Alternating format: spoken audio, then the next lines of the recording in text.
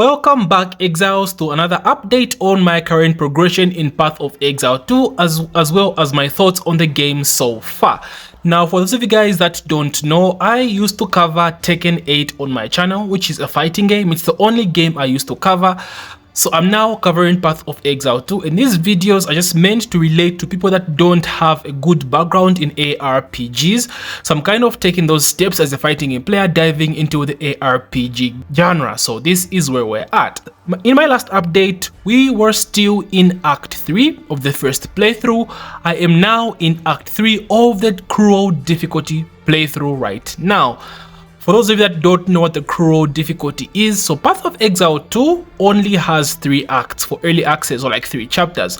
The original game is meant to have 6 acts. So early access only has 3 acts, and because of that, we have to play through the acts twice if you want to get into endgame. For the full game, you play 6 acts total and then go into endgame, but for Path of Exile early access, you have to play through the campaign twice through. So the second time, it's Cruel difficulty. It's supposed to be more difficult. Enemies are like changed up. Bosses have a few new moves and stuff like that. But to be honest with you, with my experience so far, Cruel difficulty has been way easier than the first playthrough. This is because you get way stronger. Like compared to the first playthrough is the actual Cruel difficulty, but like that shit is hard. But afterwards, it's just been smooth sailing so far, so it's good. At least from my experience, it's been good. Maybe you found it difficult, you let me know. But as for me, it was very smooth sailing into Act 3 of Cruel difficulty. Okay, so as you guys know, we have been playing Monk. I was playing a full Lightning Monk, but I actually respec and actually went full Ice. Now the reason for this is because firstly, I was not a huge fan of managing power charges with the Lightning build. Power charges for Charged Staff, for Falling Thunder. Now Lightning build, in my opinion, is a stronger of the 2 builds. But I love Ice because it has a lot of crowd control, it has a lot of CC, and freezing, immobilizing enemies is very strong in this game, might be even broken. So I completely respect or refunded all my passive skills on the tree and went the Ice build direction. So just a brief summary on my build, starting with our character's stats. I have about 1000 HP or 1000 life, which I think is decent for how far I am in the game. Of course, I'm just doing this blind. I'm not watching any videos. I want to make mistakes. I want to do all that. So I haven't experienced any one-shots or, dying so fast. 1000 seems to be okay for how far I've gone. I have about 170 energy shield, which I don't think is enough. I think I need to invest more into energy shield, of course, stack more energy shield. I have about 700 mana. I have not experienced any mana issues. I have about 140 spirit. Thanks to my armor, my chest plate, and my amulet, plus of course the spirit you get from killing the side bosses. You get about 60 if I'm not mistaken. About 3 auras I'm running. Armor is very low, of course, being a monk. My evasion rating is very low at 20% only, but this will get higher when I get my third ascendancy note, which lets me get 1 spirit for every 5 evasion rating that I have in energy shield. So I'll stack a bunch of that as soon as I get that ascendancy. My resistances seem to be okay. They are above 30%, which is alright, I think, for how far I am as well. So in terms of stats, we're looking alright. Haven't faced any issues in Cruel difficulty so far. Not getting one-shotted, not getting out DPS'd. So far, so good with these stats, but of course, they'll need improving. On to our skills, we have Unbound Avatar first, which of course is a skill you get from the Invoker Monk Ascendancy. This is like his Bankai button, is like I'm going in, boss scaler button, very strong. You basically build it up by applying elemental ailments, so freeze, cold. If I'm applying that, it will increase from 0% to 100%. When it's full, I can pop it, then deal 40% more damage and apply way more ailments, apply way more freeze. It's a very good skill, especially against bosses. I have Persistence, Support Gem on it, which increases its duration because you want it to last as long as possible. I also have Inspiration on it, which reduces its cost, but I don't know if this works because it doesn't require any mana, so I have no idea. I also have Code Mastery, which gives me +1 to all of my code skills.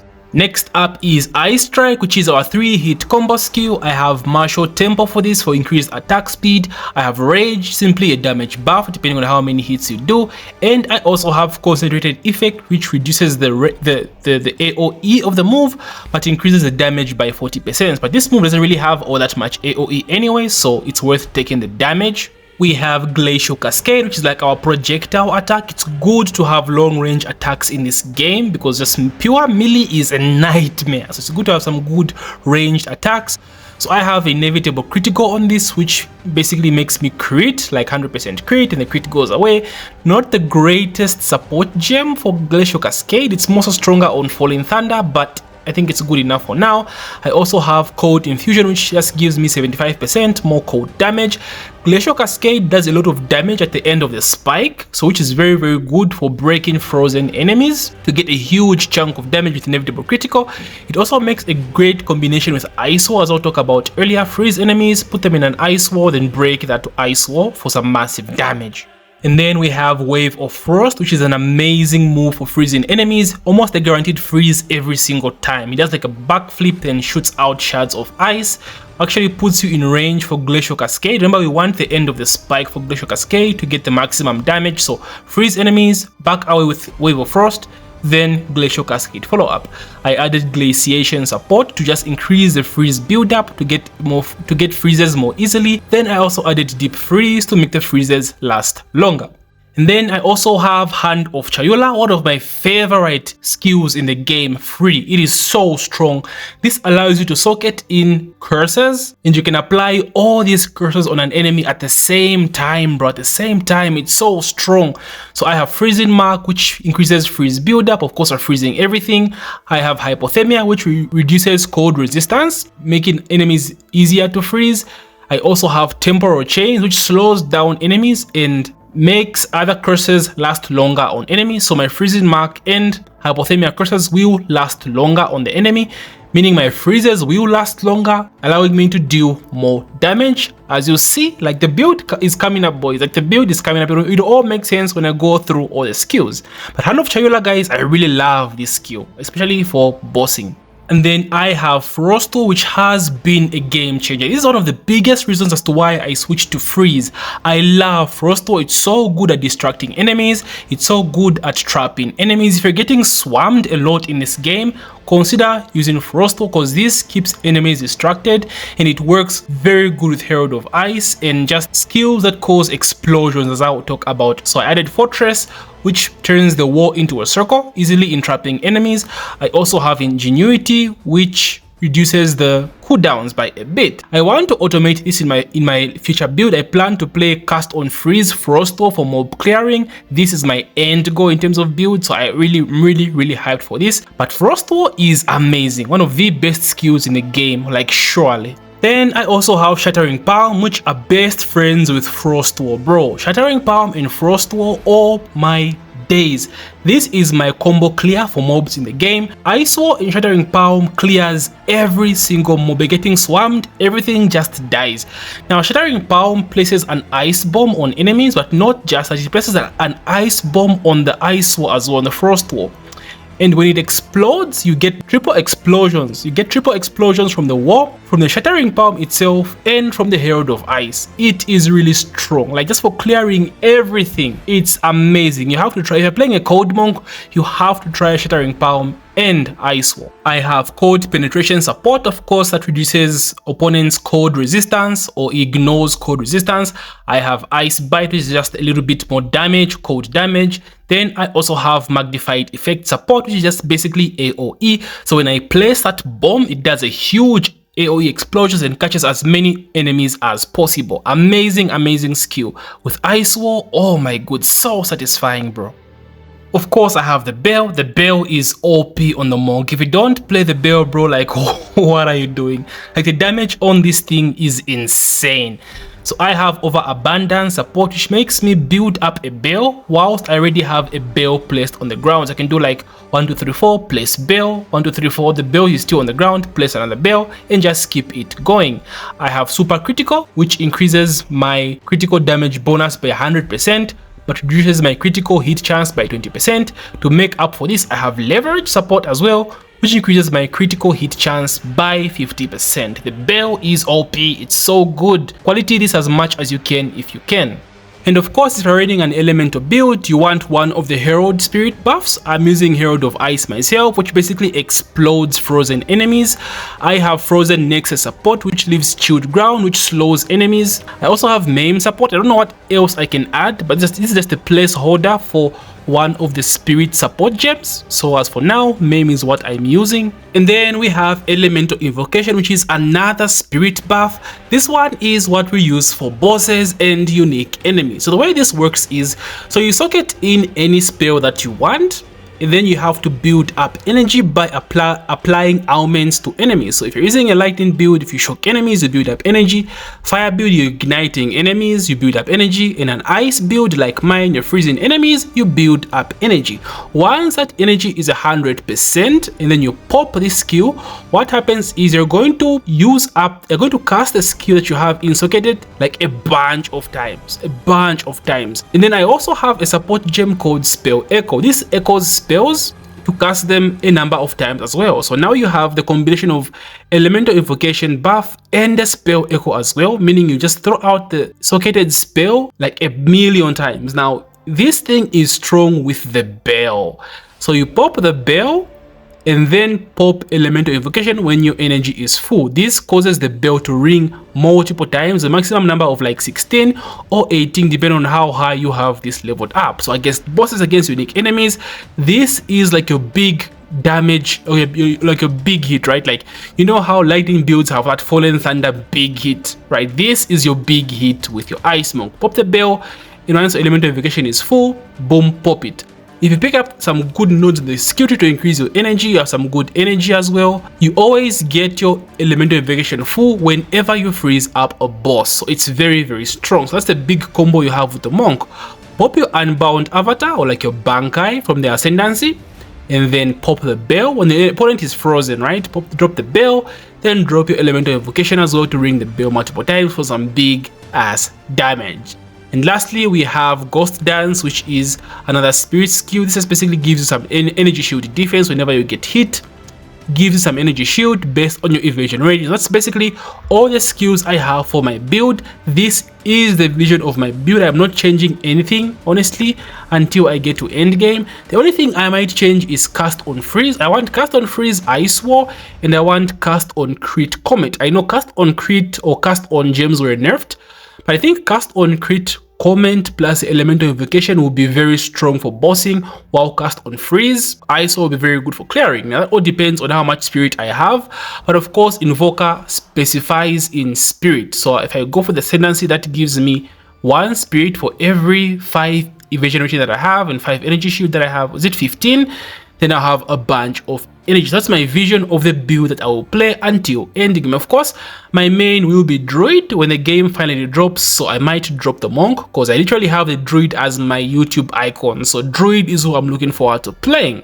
As for the passive skill tree, I want to go through all of these. Of course, you can just pause and rewind and see what the nodes I picked, but I mostly leaned into crit damage. I picked up a bunch of early energy shield stuff, critical damage, field tab. I picked up every increased energy for socketed skills. That is very important if you're using cast on meta gems like me, so you need to go for those nodes on the skill tree. Very, very important. I went for, of course, increased freeze threshold, reduced freeze threshold, increased freeze build up, being a free skill. Of course, you go for the quarter staff nodes at the far end as a monk. I think these are a must have. They are so strong. Give you a bunch of attack speed, a bunch of critical damage bonus. Very, very strong. You need this. There's some nodes that have given me critical hit chance. I've gone for those as well. But I plan to invest more into energy shield. I think I need to start stacking energy shield because I hear stuff is wowed in the end game. So that's basically my skill nodes. But of course, please feel free to pause, because again, I don't want this video to be so long because I start breaking down every single skill node that I've gone through. But that's basically my idea. I'll lean more into energy shield and crit damage because I want that bell to hit as much as possible. I also want my cast on crit comet to hit as much as possible. So I might go for like more socketed spell damage, which is very important. Of course, he has this as a node in his ascendancy as an invoker as well. So this might be something I go for as well, but more so energy shield, some evasion rating as well. and critical damage bonus. I won't talk about my character armor. Please feel free to pause and check out your own fire. I don't want the video to be long. I have decent armor. I'm still using a level 32 weapon. Of course, I've added a badge of quality to it, so it's still strong, but I will change this later as soon as I get an exalted orb. I'm trading for a better physical weapon. I have a ring that gave me an additional skill slot. That's where I added in another spirit gem, the Ghost Dancer. Thanks to this spirit gem, has some good cold damage, physical damage bonus, and some good ice resist and cold resist, and lightning resistance. I have spirit for my armor as well. I have spirit for my amulet as well with a bit of cold resistances. I think what I'm missing is some life rolls, but overall I think so far it's been smooth sailing, guys. In crew difficulty I haven't been having any trouble. So if you're playing an ice monk and you're struggling, maybe you can try to do what I'm doing. Honestly, bosses have been a clean cook, mobs are getting destroyed by ISO plus shattering palm. Everything so far has been good. As for my experience reaching crew difficulty act 3, one act more until I get into endgame, honestly the frustrations still stay the same. The maps are still mad huge, especially the act 3 maps. They are so big, bro. It gets tiring sometimes, it's so draining, and I don't see myself starting any other character until the druid comes. More so for this reason, the maps are just too big and the backtracking sometimes is annoying. That's my biggest issue. Trading is very important. I actually have to make a video on this. Trading is more important in this game than actual crafting. If you're looking for certain items, I guarantee you're better off trading than trying to build an item yourself. Crafting is non-existent in this game. Drops are not that good. Finding stuff to like alter some good normal items, some good magic items. You're better off finding an exalted orb and immediately trying to find a good piece of your armor or your amulet or your weapon. Save your exalted orbs, guys. Don't use them. Just save all your currencies. In fact, any divine orbs, if you're lucky, any vow orbs, you can trade those for jeweler's orbs that let you add more sockets to your skill gems, making your abilities stronger. Just save a bunch of stuff and just keep trading or exchanging items on the shop. This honestly is one of the biggest misses that GGG has done. Like, there's no way you cannot tell new players how important trading is, because drops in this game are so bad.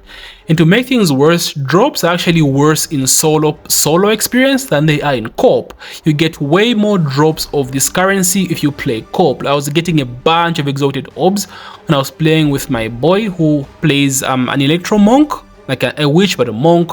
Like, co-op is way more forgiving in terms of drops, but overall it's been frustrating. I'm yet to get my third ascendancy. I just reached level 60, so I don't know. I should get a token soon that should give me extra points, so I can start building up my spirit gem monk. But overall, it's been good. I love this game, and the reason why I'm behind on my content, a little bit slow on my content, is because I'm grinding the hell out of this game. I love it so much, and the devs seem to be hearing feedback a lot, so this game will just get better. Alright, so the next update I'll give you guys is when I reach endgame, how the game, how I'll see how my build holds up in the endgame when doing a few maps and bosses. I'll let you guys know. It's sad that I'm not streaming, because I think this game needs you to stream so that you can, move together with the viewers and keep updated, but I'll work on it, guys. Hopefully I get into that soon. So how are you exiles doing right now? How far are you? Are you grinding endgame? Are you still in crew difficulty? Have you even finished the campaign yet? Talk to your boy. I want some POE2 interactions, guys. Not just about Tekken. I love this game. Talk to your boy. So thank you so much for watching my video. If you made this far, please like, subscribe, and as usual, stay sane, exile.